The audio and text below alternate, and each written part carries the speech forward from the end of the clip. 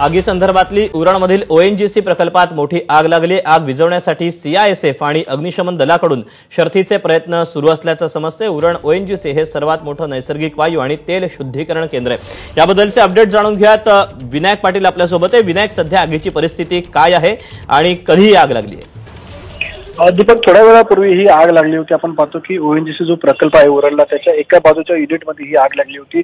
अचानकपणे या ठिकाणी भडका आवाज झालेला होता।